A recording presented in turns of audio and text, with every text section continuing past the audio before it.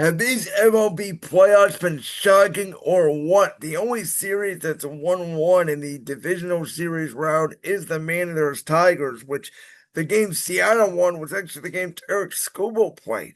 And we have Toronto absolutely beating the L out of the New York Yankees. And I said going into the series, I don't know how for real Toronto is.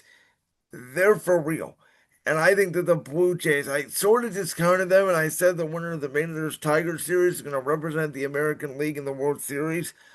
I don't know if I still feel that way because as great as Seattle's offense could be, they've been getting shut down for the most part by Detroit pitching, besides obviously the timely inning by Cal O'Reilly and Julio Rodriguez to have that series up at 1-1.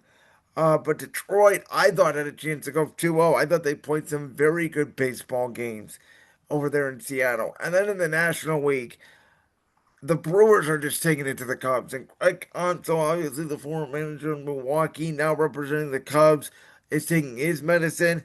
I think it's personal for these Brewers who are just hitting the cover off the baseball. In the first game, they went up 9-0 in the first two innings. It was 3-3 after the first inning last night. Milwaukee is obviously able to pull away. And the Brewers, they've been the best team in baseball, for the most part all year. They went on that incredible winning streak where they pulled away from the Cubs in the division. They have not looked back since. And they even went with a bullpen game last night. I think the difference right now between the National League and the American League is the National League got 2 days off, right? They got a day off in between game one and game two. They're going to get another day off today for a travel day where the American League played back to back games. And obviously, you look at today, the Yankees season is on the line in Toronto. And I said, the Yankees are mostly an Aaron Judge dependent offense. They're dependent on the long ball. And when they don't get the good starting pitching, when they're not hitting for average, when Toronto is just ripping the cover off the ball, they're making light work of the Yankees. They look like they're on a mission. That Vladimir Guerrero grand slam in game two looks like the end of the series. I mean, the Yankees' body language looks like they know they cannot match up against Toronto, and I would not be surprised if Toronto swept the Yankees, which I think could lead to, multiple altering moves from the Yankees. That kid that pitched against Boston in Game 3 of the AL wild card round. He was sensational, and I think if you pair him with Garrett Cole next year, you could have a good 1-2 punch. But they got to get a more reliable bullpen, and they got to get more hitters that can make contact with the ball besides just hitting dingers. And the Yankees are swinging and missing a lot in the series. Speaking of swinging and missing, that's also been what the Philadelphia Phillies are doing, who Blake Snell absolutely shut them down. The Dodgers bullpen has not been great, but they were able to hold on to the 3-run lead last night, final 4-3. And it is deflating if you're a Phillies fan. After watching what you went for with the Philadelphia Eagles on Sunday against the Broncos, Phillies losing that lead, a 3-0 lead in game one, thanks to the 3-run homer by Teoscar Hernandez. And again, the Dodgers, I said their Achilles heel has been their bullpen. And it's shown in these series. The Reds, they give up multiple runs. Phillies, they give up multiple runs in the ninth. The thing is, they've had such insurmountable leads that it hasn't come to pass yet. So I don't know with the Brewers' star power and their bullpen if they're able to shut down the Dodgers. I think that's the key against the Dodgers. You have to get the lead early and late. You have to continue to add on because eventually the Mookie Betts and the Shohei Ohtanis are going to come to life.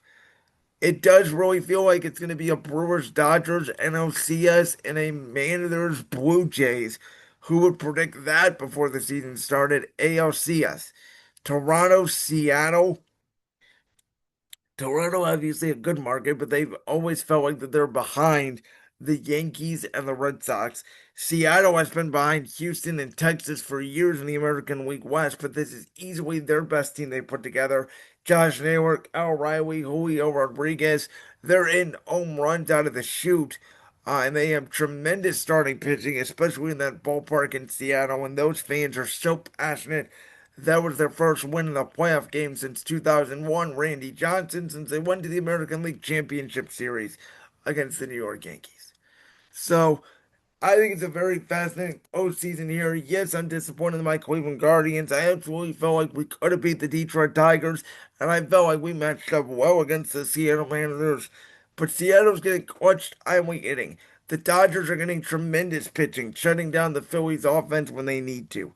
The Brewers look like a complete wagon out there in the National League, and so does Toronto.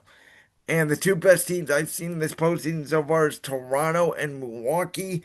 And what a story that would be. I am now at this point, if the Phillies go down, rooting for the Brewers in the National League and either Seattle or Toronto in the American League. And I think those three franchises who all of them either have never won a championship or at least have not experienced a championship or been to a World Series in a long time. I think that would be a great story in a year for baseball where originally it was all about will the Tigers and Yankees repeat? And, will the Dodgers have one of the best seasons of all time? They've won 100 games, obviously, with all that talent, and it's not meant to be.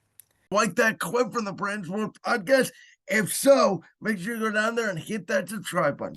While you're down there hitting the subscribe button, make sure to also hit the notification bell so you never miss another upload. And make sure you check out all the other clips from the Brands World podcast right here on YouTube.